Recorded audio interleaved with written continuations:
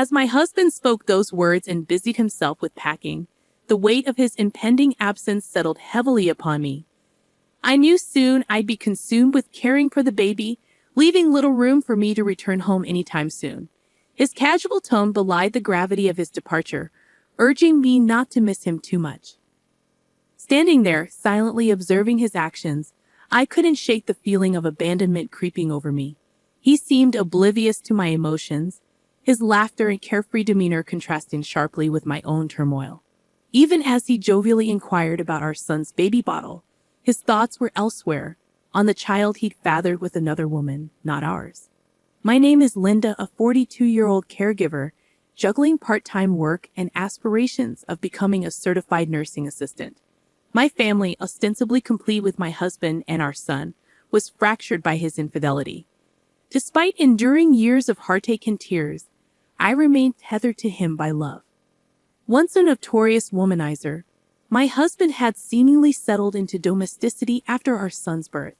Yet, beneath the facade of stability, his old habits lingered, resurfacing in clandestine affairs.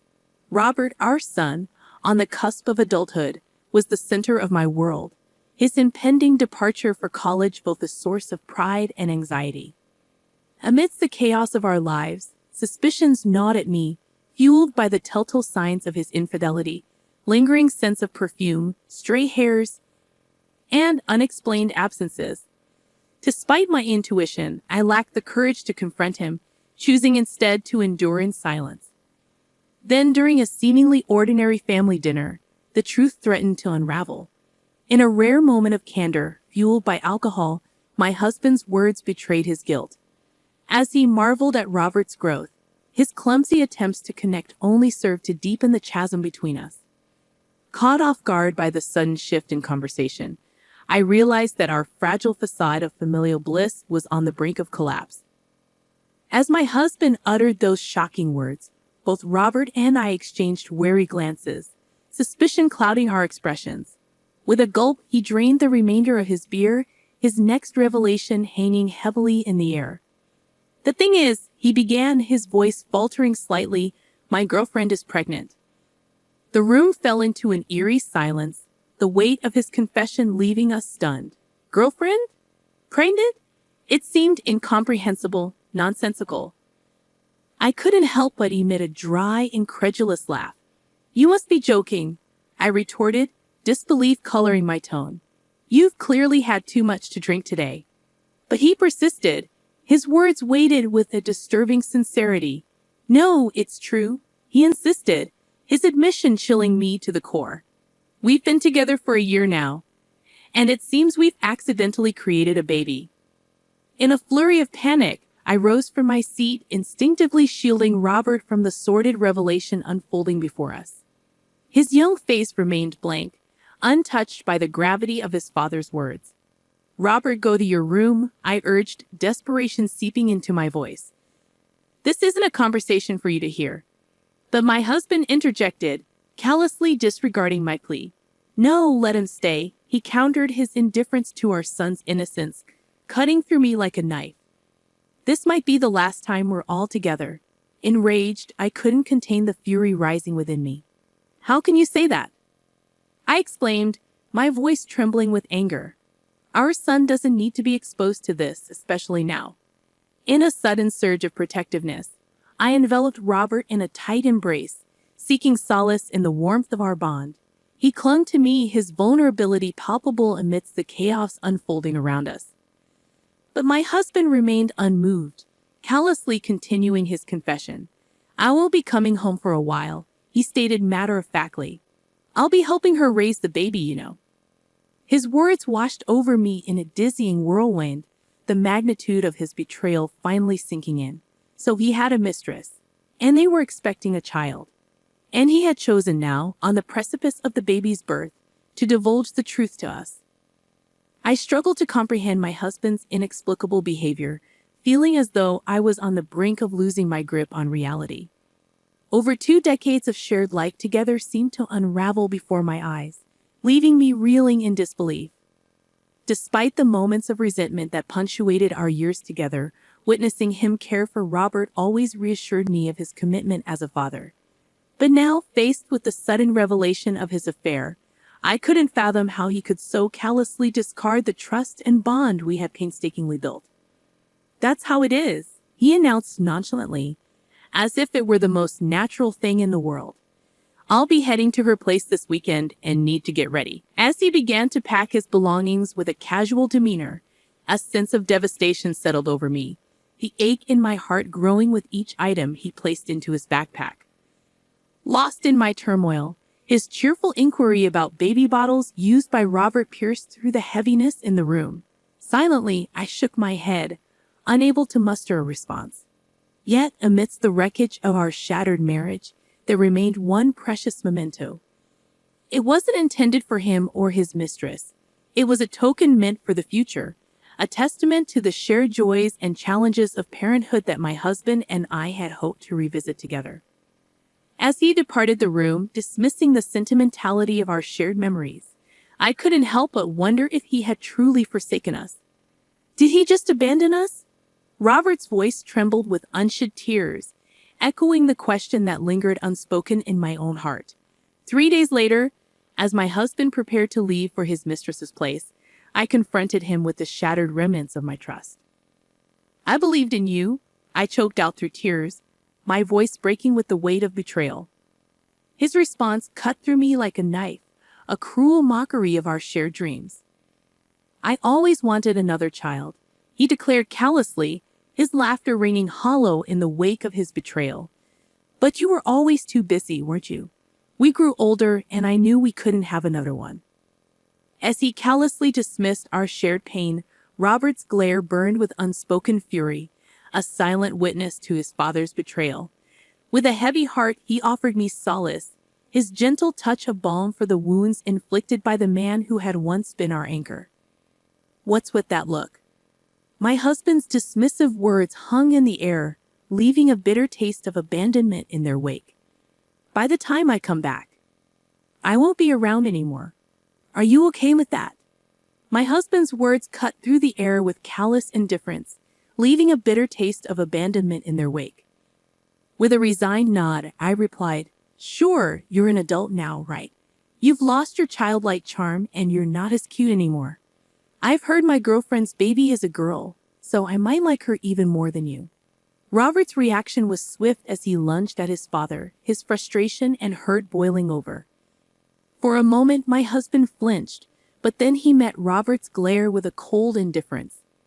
"Ah, she's so young and cute, unlike you guys," he retorted dismissively. "I'm really looking forward to our future together." The truth hung heavy in the air as Robert spoke up, his voice laced with resentment. "Yeah, I get it now. You're the worst dad. At least now both Mom and I can make up our minds. We know what to do." Joining Robert's side, I added my voice to his defiance. "You should know that there will be no home for you to return to anymore." My husband, visibly annoyed, shook off Robert's grip and departed without so much as a goodbye, leaving behind a void where our family once stood united. But we refused to remain passive in the face of his betrayal. Already, we had begun to strategize, laying the groundwork for our next steps. About 2 weeks later, my husband called, his laughter grating against my frayed nerves as he spoke of the smoothness of raising their daughter. He even had the audacity to send a photo of the mistress cradling the child, igniting a simmering rage within me. Unbeknownst to him, his careless actions had unwittingly provided us with the evidence we needed to move forward. I saved the photo and commenced recording the conversation, marveling at my husband's astonishing lack of foresight. Right on cue, his mistress seized the phone and initiated the dialogue. "Are you the wife?" she inquired, her tone betraying a hint of smugness. "I'm sorry I've taken your husband all for myself, but it can't be helped since we have a child together now, right?" I couldn't help but scoff at her audacity, masking my disbelief with a disarming reply. "Lol, yes, raising a child can be tough. I'm so glad you're understanding. When I first heard about you from your husband, I just thought you were a weak person who couldn't do anything but cry. But that's not how you sound at all." As her words washed over me, a wave of realization dawned. So this was what my husband had been saying about me to his mistress. Once, such disparaging remarks would have wounded me deeply, but now they elicited nothing more than a fleeting indifference. The love I once harbored for my husband had long since dissipated. Summoning my resolve, I addressed her pointedly. "You knew my husband was married with a child, and yet you still pursued him, right?" Her response was laced with a thinly veiled excuse, attempting to shift the blame onto my husband's deceit. "I didn't know at first," she protested. "Your husband always removed his wedding ring when we met, so when he finally told me, I was surprised. But my feelings for him didn't change. We'll be together forever." Despite the infuriating nature of her words, I couldn't help but acknowledge the strategic advantage they presented. This conversation would serve as irrefutable evidence that the mistress was aware of my husband's marital status and had knowingly continued their illicit relationship. While her lack of remorse and cavalier attitude grated on my nerves, I knew that this calculated indifference would ultimately work in my favor. It would have been far more challenging to exact revenge if she had feigned contrition or expressed genuine remorse over the unplanned child. I bid them to do their best and ended the call, 2 years slipping by in the blink of an eye. Then, on that fateful day, the familiar number illuminated my phone screen, prompting a deep breath before I answered. "Hey, how have you been? I'm coming home now, so make sure the house is clean, okay?" His voice sounded casual, as if oblivious to the upheaval he'd caused. "Didn't I tell you back then that there's no home for you to return to? What are you trying to prove?" I interjected, my tone laced with frustration. Exasperated, my husband attempted to justify his actions. "Sure, I admit I was wrong to leave suddenly, but I can't leave her to raise the child alone, right? You were a mother too, so you should understand." His words grated on me, a stark reminder of his unchanged nature since that pivotal day. Yet, amidst the turmoil, I found a sliver of reassurance. Perhaps his consistent lack of growth was validation enough that Robert and I had made the right decision in prioritizing our own well-being. "I think you misunderstand. There's literally no house for you to return to." "I sold it," I announced, bracing myself for his reaction. His gasp echoed through the phone, prompting me to recount the events of that pivotal day 2 years prior. In the midst of our turmoil, Robert and I had realized the looming possibility of my husband's return, a prospect I couldn't bear to entertain. The house, once a symbol of our shared life, now felt tainted by his betrayal. It was then that Robert had offered a solution, his calm demeanor a beacon of clarity amidst the chaos. "Isn't this house under your mom's name?" he had asked. In that moment, a daring plan took shape. With Robert's savings and the proceeds from the sale, we could sever the final ties to our past and forge a new path forward, unencumbered by my husband's presence. It was a bold move, but one that promised freedom from the shadows of our shared history. And as I contemplated the possibilities that lay ahead, I couldn't help but feel a glimmer of hope stirring within me. I embraced Robert's idea wholeheartedly and began the necessary preparations. With unwavering determination, he poured himself into his studies, eventually earning acceptance to a college located far from our previous life. Meanwhile, I diligently pursued certification as a nursing assistant, opening up new career opportunities with higher earning potential. The decision to sell the house was a monumental one, but it marked the beginning of our journey toward independence and self-reliance. Before proceeding, we sought my grandfather's blessing, knowing that the house held sentimental value passed down through generations. When I disclosed the situation with my husband to my grandfather, his reaction was one of unbridled fury. Yet, in his anger, he also offered his unwavering support, generously providing us with a portion of their savings to facilitate our fresh start. Moved to tears by my grandparents' kindness, we embarked on our new life, settling in the state where Robert's college awaited. As we adjusted to our new surroundings, I couldn't help but feel a sense of gratitude for the love and support that had propelled us forward. Yet, amidst the chaos of our transition, my husband remained oblivious to our whereabouts, having shown little interest in our lives during Robert's crucial exam period. "You can't bluff me like that." His voice grew increasingly agitated, revealing his mounting panic. Unfazed, Robert calmly asserted our newfound independence. If you doubt us, you're welcome to come see for yourself. But for now, we're busy. Goodbye. As my husband's protests grew desperate, Robert seized the phone, his voice cutting through the tension with unwavering resolve. Dad, you said it yourself. We don't need you anymore. We don't need a father who abandons us to be with his mistress. His words struck a chord, evoking a raw vulnerability in my husband that I had seldom seen. Please wait, he pleaded, his voice tinged with desperation. I know I messed up, but don't abandon me. I reclaimed the phone from Robert, steeling myself to deliver the final blow. You may not agree to a divorce, but we're moving forward with the preparations anyway, I asserted, my voice firm with resolve. And did you know that alimony payments for fathering a child with your mistress during our marriage can be almost double the usual amount? Better start preparing for that. Without waiting for my husband's response, I ended the call, rejecting his subsequent attempts to reach out. I had no desire for further stress. From now on, he would bear the financial burden of raising a child with his mistress, while supporting me with alimony payments. My husband had always been reliant on me, lacking real skills and showing little initiative in household chores.